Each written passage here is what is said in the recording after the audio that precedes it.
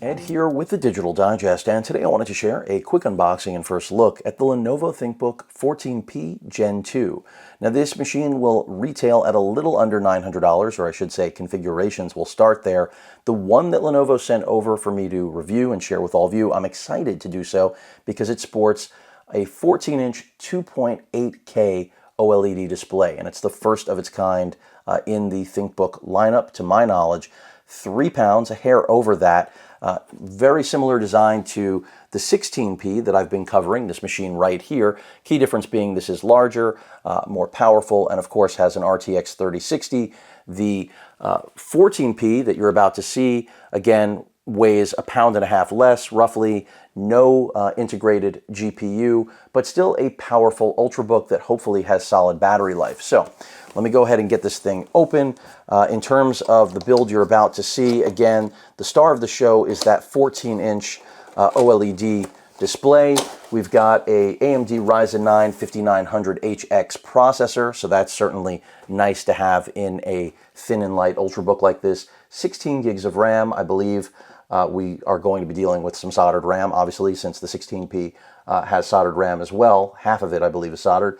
A 1 terabyte NVMe, and Windows 10 Pro. This does not ship with Windows 11 yet, or at least my model didn't, but this is a review unit, so in all likelihood, these will ship with Windows 11, I imagine. And I don't think you can purchase these yet. Last I checked on Lenovo's site, they are still not available for purchase. But I think this is going to be a really compelling option, you know, because at its weight, it really reminds me of the Spectre 14. Of course, we don't have touchscreen, but really nice build quality. I like the design language on the ThinkBook lineup this year.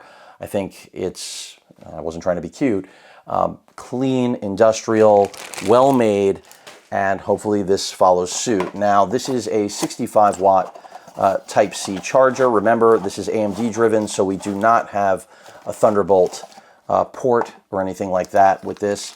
So there we have it. Pretty straightforward. Type-C, 65 watt, which means you can pretty much get away with any Type-C. Let's go ahead and just take a look at the ports. Very similar, by the way, to the 16p. So a Kensington lock there, ventilation, and then the ports at the back, which you don't really see too often on Ultrabooks in this capacity. So if you're into that, I think you're going to like this. The micro SD card slot is on the back of the machine. 2 Type-A ports, an HDMI, I believe it's a 2.0B on the rear. And then on the side, we have 2 Type-C ports, 3.2, and then a headphone microphone combo jack. So pretty clean looking. Let's go ahead and open this thing up. And I believe you can do so one-handed. I don't see any reason why you wouldn't be able to, but I'll do it again for anyone that's curious. A pretty large trackpad here too, which I'm digging.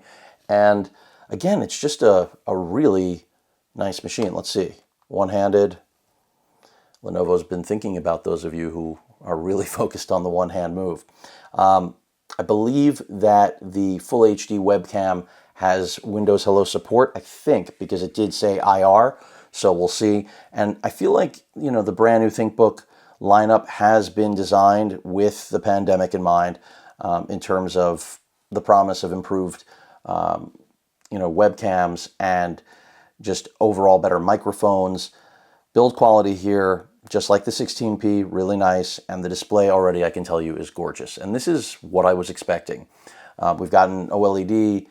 Again, 2.8K, and I don't think I've seen one of these. I mean, this year, obviously, Samsung rolled out the 1080p 15.5-inch OLED. We had HP this past year also, the 3:2 aspect ratio, 3000 by 2000 in the Spectre 14, which is a really nice display, but this is the first 14-inch 16:10 display to my knowledge. So looks good, and color accuracy on here, 100% DCI-P3, so that's impressive. 400 nits of brightness. This machine is rated at 9.5 hours of battery life, and interestingly enough, it's just a really compact machine that I think is going to make a lot of people happy. We'll see about the battery life. Right now, out of the box, The review unit had a 89% charge. It's estimating 7.5 hours. If this gets close to that real estimate of 9.5, I think this is a winner. I mean, I like it. Again, the keyboard, typical ThinkBook. We've got, nice travel on it, the curved keys that you probably are already very familiar with. One thing I would really like, which we don't have, of course, is touchscreen. But that's not what this model is about. It's about being an ultrabook. So while I can always have my touchscreen dreams, we're not getting that here. And then in terms of brightness, let's go ahead and crank it all the way down and all the way up. So yeah, it's a pretty nice machine. No question about it. I'm digging it. So we'll see how it performs. But again, at £3 and an affordable price point, which this definitely represents, because you don't have to get this configuration. Again, I don't know exactly what this is going to be priced at. Some ThinkBook branding there that just fell out of focus that I was trying to show you.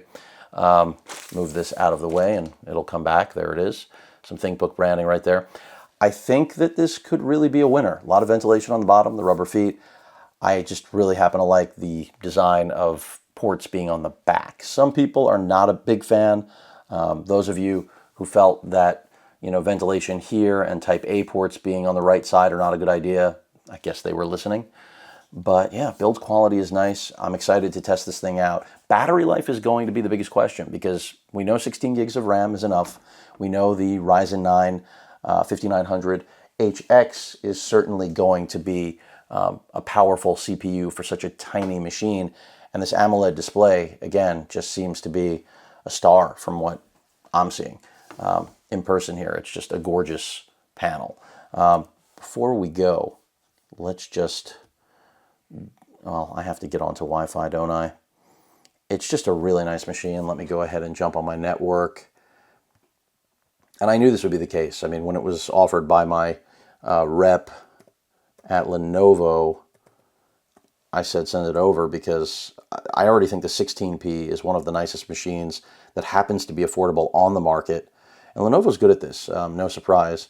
I keep feeling like it's going to have a touchscreen. This is a good preview, hopefully, by the way, also of what we're going to get with Lenovo in the upcoming Yoga line, which I'm very excited for when that thing launches. Excuse me.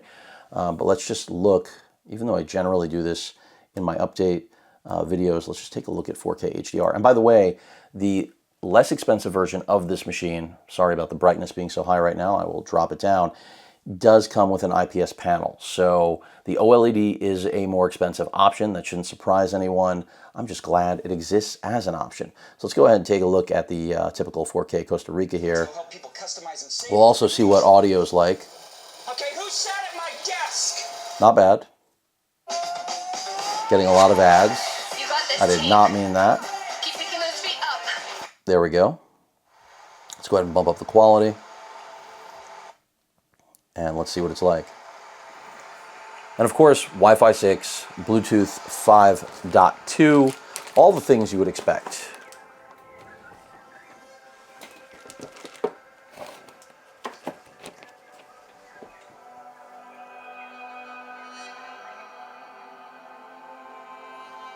It's a really nice display. Digging it. Again, if battery life is right, I don't see what there is to dislike about this machine.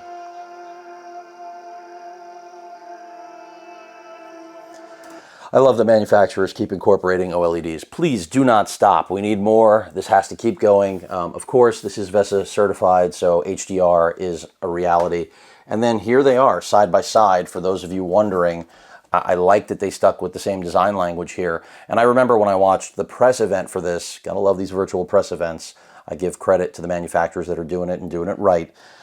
These were the two machines that were a focus, and for a good reason. I mean, again, great build quality, affordability, and pretty much all the features that anyone could want in, again, machines that are designed for both students and business users.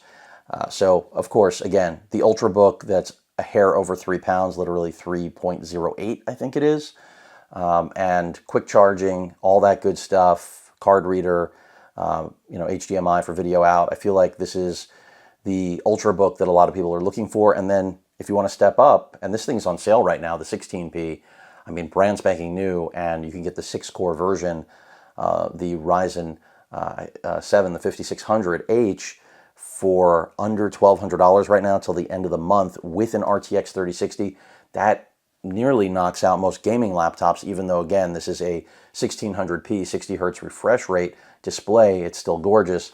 And I just really like what Lenovo is doing. These two machines in particular, I think really hit the mark for just about everyone. I mean, in just about any capacity of what you plan on doing, photo, video editing. Of course, gaming, not going to really happen here, but you definitely can game with the 3060 Max-Q in the 16p. Any questions or comments, please feel free to post them. Hit that like button.